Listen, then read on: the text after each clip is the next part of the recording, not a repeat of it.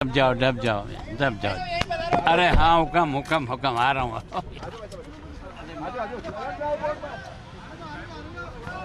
लग रहा है ऐतिहासिक बनाएंगे। ऐतिहासिक ही होना देखना, तो हम ऐतिहासिक कर देंगे इसको। पोडियम।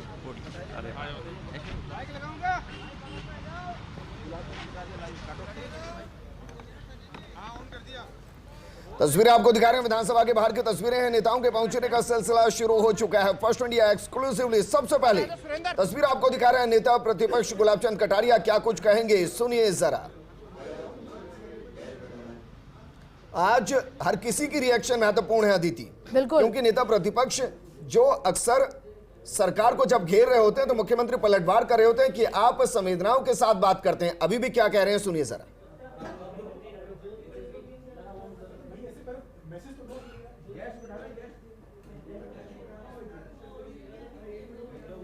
बजट से पहले और बजट के बाद का रिएक्शन क्या होता है विपक्ष का बहुत महत्वपूर्ण है। और कई बार बजट बहुत अच्छा होता है तो बजट के पहले और बजट का बाद का रिएक्शन भी सेम होता है विजेंद्र जी।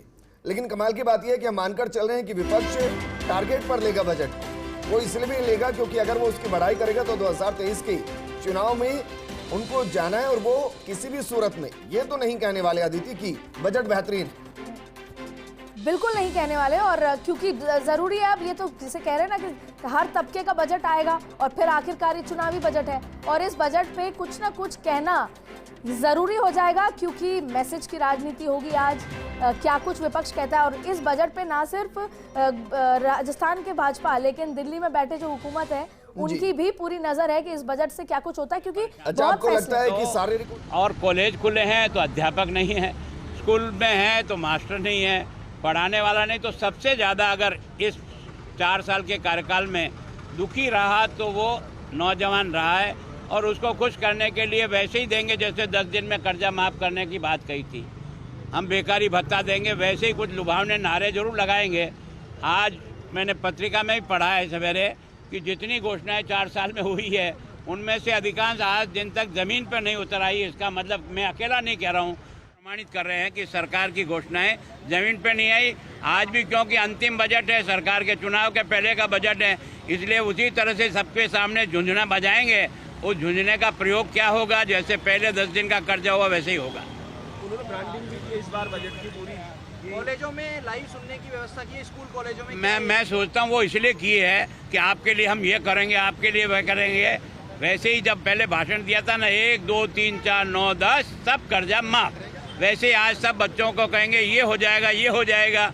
होगा कहाँ से यार, आपके राज का समय केवल 8 महीने बाकी रहे हैं। अप्रैल से तो आपका ये बजट लागू होगा। 8 महीने में आप कौन सा आसमान उतार के धरती पे रख दोगे। रोने धोने वाला जो कुछ भी होगा आगे आएगा वो रोएगा।